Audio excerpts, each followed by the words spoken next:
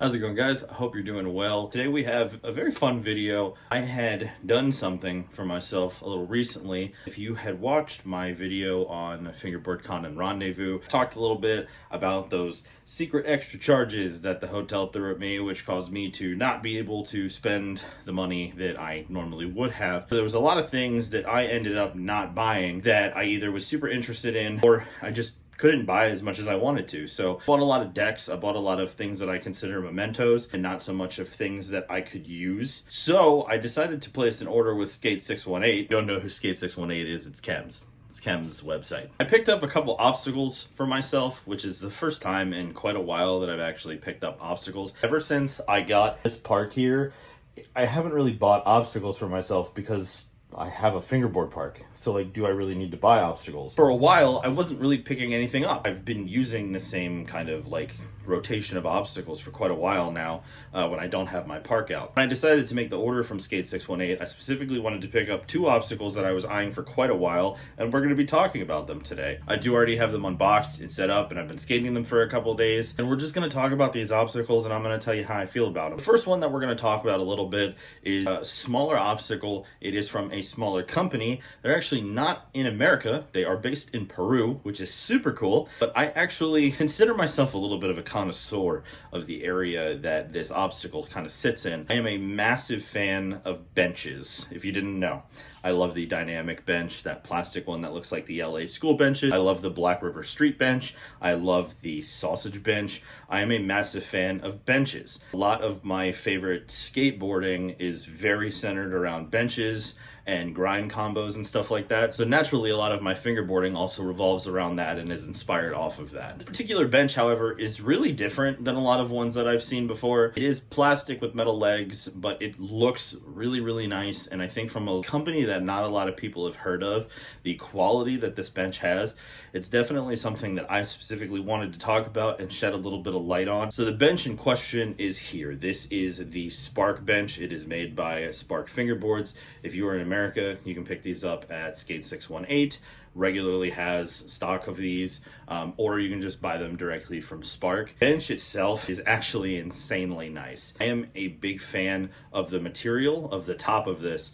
I honestly don't know what it is. Obviously some kind of plastic, but this plastic is honestly really smooth and feels like plastic, but grinds so smooth that I really can't compare it to anything that is plastic. Because you know, when you use plastic after a while, it gets a lot of imperfections, dings in it and whatnot, because you're kind of hitting that pretty hard. It's kind of like concrete, except plastic's a little bit more durable. This thing is really, really nice, and this grind that it gives is super, super good. And one thing that I do really enjoy about this over something like the Dynamics bench or the Blackriver street bench is this is very wide. So you got a lot of room to skate over the top of this. Not only can you grind the sides, you can use the top as kind of like a mani. You could pop onto it and then pop over something. A lot of really cool combinations that you can do with this, and it's actually very creative. I think that's one thing that I really enjoy about benches is that you can do a lot of things with just this.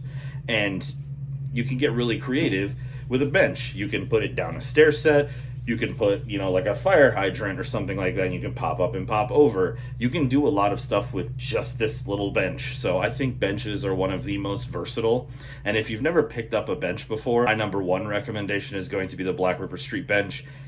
It's insanely good, but honestly, this is kind of competing with it. I would say for sure the only thing that the Blackriver Street bench has over this is that the Blackriver Street bench is wood, so it feels a little more like realistic, I guess you would say. But at the same time, there's plenty of plastic benches, so honestly, that opinion could just be moot. It could just be me.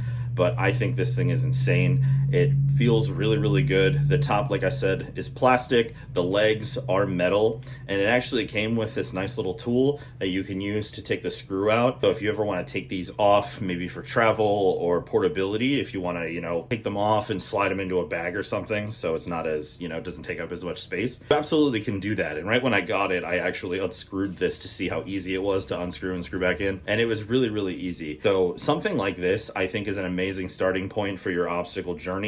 When it comes to starting to pick up more expensive stuff. I believe this was $30 or $35. My opinion, size, the width, the quality of the obstacle in itself. I think this is very, very good, and I am a big fan of this. And honestly, if we were ranking, I would put this, if not tied with the Blackriver Street Bench, directly behind it. The only thing I potentially see being a problem over the Street Bench versus this is that is wood. So landing on it multiple times could kind of like dig into the wood, because it is a little bit of a softer wood. I'll be honest, I've had that Street Bench for years now. I think 2 or 3 years, maybe even longer. I actually bought it from Chems a long time ago, and it became one of my favorite obstacles, and I used it all the time. If you watch any of my video parts or any of my, extended clips, there's absolutely going to be a clip in there on the Street Bench. And honestly, just to give it a little variety, this might be swapped out into it. And something I do like about this a little bit more than the Street Bench is it's lower. So doing switch tricks into it, if you're still at a point where popping your switch tricks is not as high, with me, like switch flips, I can get decently high, but something like a switch tray, I can't get as high. So being able to switch tray onto this, or anything that you're trying to just be a little bit lower and more streamlined and clean looking, this is definitely the better bench, because it is not as high as the Blackriver Street Bench. So on a scale of 1 to 10 with this thing, I would honestly probably give it a solid 9. I honestly don't really know what's stopping me from giving it a 10. I just think like it is a bench.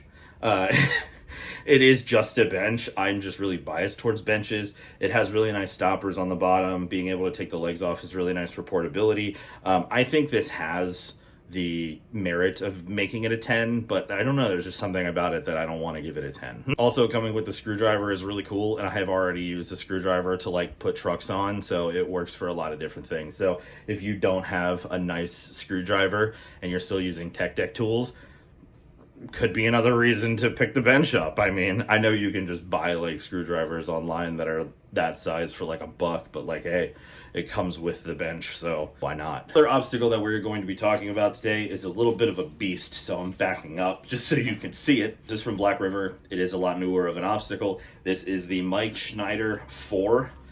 This thing is crazy. I did get the double rail. It was the only option on Skate 618, but I did want this version, specifically because I think doubles with a homie would be really fun. Like, you're hitting it from this side and they're on the other side. What? Bro, what are you talking about, man? You're skating on this side of the rail and they're skating on the other side of the rail. So I think a lot of fun things could be done with this double rail. I do want to at some point in the future. I think they already have like just the one section. I would like to in the future purchase like just the one half. But I do really like the double rail because you have more options. Obviously, looking at this beast, you see that it is a nice A-frame, and then you have this double rail that goes the whole way up over. You have a lot of options for popping up switch, popping up regular stance, grinding down one side or the other. And you have options to, from this side, just pop and grind up and over. So that way, really, really fun. I have been using this a ton, and honestly, it is probably one of my favorite obstacle pickups that I've gotten in a while. I don't know what's hitting so hard for it, but I just have a lot of fun with it. And I think the issue is I just don't really have anything like this. I don't have any kind of hip or kickers that line up like that, so using this A-frame, even if it's just to like pop a tray flip up at the top or anything like that, very fun. And also, I think something like this can help you get your kickflips higher, because if anybody knows me personally, they know that kickflips are not my strong suit, but kickflipping off like a kicker, with it being diagonal, for me at least, it kind of helps you with getting your kickflips higher, because I can kickflip into grinds on this thing no problem, and you'll probably see a bunch of clips of that. But I have a lot of fun just doing like kickflip board slides or kickflip nose grinds down one of the sides of the rail. It's honestly insanely fun. And even just messing around with it and trying to get creative with things, you can do a lot of stuff with this as well. I do think one thing that really makes it a lot more fun is how large it is. It feels a little more realistic. It feels a little more like something you would genuinely see at a park. I think my only potential gripe with it is the rail is very high. So when you are coming off the launch, you are popping pretty hard to get up here. Obviously, the launch does assist you quite a bit, but it is a high rail. So, I mean, even if it was like, a couple millimeters lower, maybe that would help a little bit more. I don't know. I also don't personally know if this is ever going to affect anything, but mine is kind of like split up at the top. It doesn't like affect use, but I wonder if it'll get to a point maybe where, you know, it will. Might just like sand it down to make it a little more even. But honestly, for, I think this was 70 bucks. If you probably bought it directly off of Blackriver, it might be a couple dollars cheaper. It's really, really good. It's very unique. We don't have a lot of things that are like this. You know what this really reminds me of in ways is the old Tony Hawk Tech Deck like plaza thing that they had, that it was a square in the middle. On the one side there was like an 8 stair with 2 handrails, and then the one side was just a kicker or a ramp, and it had a rail down it. And a lot of the time, you know, you could do normal grinds and stuff down it like you would, but sometimes what was fun is coming about halfway up, popping on and grinding back down and stuff like that. So you can do fun things that way as well. There is a lot of potential with this, and when you land stuff on this, it looks really good. Like I hit a kickflip front blunt on this last night, and I'm not going to show it to you because it's going to go into an edit or a video part that I'm going to be releasing soon, just for the heck of it, because I haven't done any video parts in a while. It's really fun. I like it a lot. And as for a Blackriver obstacle, obviously the quality is there. The quality control might not be 100% there, but what are you gonna do? I also don't have a lot of really large Blackriver obstacles. The big ones that I do have are the 10 stair and the 5 stair, and then the kind of smaller scale ones that are still kind of in this area are the San Francisco stairs and the Mike Schneider dock. So getting something this large with like a down rail and everything, this could totally be like part of a park. And it's something I do want to do in the future, is do some kind of like park with just Blackriver stuff. I think it'd be really fun. And this is definitely a piece that I would put on there. So eyeing this up since it released, and I really wanted to pick it up, and I could have picked it up at Fingerboard Con if, you know, the frickin' hotel didn't charge me an extra 250 bucks. I wanted to film this and kind of talk about both of these. I've had a lot of fun skating both of these over the last couple days, and I think the edit/video part that I'm going to be releasing at some time within the next month or so is going to have a lot of clips on both of these, because I am just a massive fan of both of these obstacles in total, but also I just film stuff on the same obstacles a lot, and it can get a little boring. And I know like it's still a bench, so it's not going to be super different, but it's going to look different, so maybe it'll look better. Who knows? And the Mike Schneider 4 is unlike anything I've had before, so definitely something that I'm going to put some clips in for. It's only been about 2 days since I've had them, but I did have a sesh with some homies yesterday, and I couldn't move away from the Schneider 4. It was so much fun, and it provides a lot of just entertainment. You know, like a lot of things that people don't think about when it comes to fingerboarding are how much fun you're having, and just launching off the one side and landing in a grind on the rail and just riding away clean is insanely satisfying. A spark bench just opens so many possibilities for technicality and versatility. I think they're both obstacles that I definitely would recommend you picking up. If you are looking for something that is a little bit cheaper but very versatile, I 100% recommend that spark bench, because God knows the amount of things that you can do with it. And if you were looking for something a little bit bigger, maybe to accent a park, or for something a little bit more advanced, I guess you could say, I definitely recommend the Schneider 4. Appreciate you guys a ton for checking this video out. I just wanted to ramble a little bit about these obstacles I picked up. Probably going to be a little bit shorter of a video and not very exciting, but I picked these both up recently, and over the last 2 days I haven't been able to use anything besides them, so I really just kind of wanted to talk about them a little bit. So I appreciate you for listening in. I hope you have a good rest of your day. Go fingerboard a little bit if you haven't yet today, because it's really fun. And you know, over the last like month or so, ever since a little bit before Fingerboard Con and since getting home, my flame for fingerboarding has really had some gas poured on it, because I just miss how much fun I had. And then getting to link up with my local homies for the first time in 5 months, it was a really good thing to have. And it just reminded me in a lot of ways why I do this so much, and why I just stand at a table and fling my wood around. What the fuck? I just stand at my table and do a bunch of tricks on, you know, miniature skateboard stuff all the time, as it's just so fun. So if you haven't fingerboarded yet today, go fingerboard, get a clip, or not, just have fun and enjoy yourself.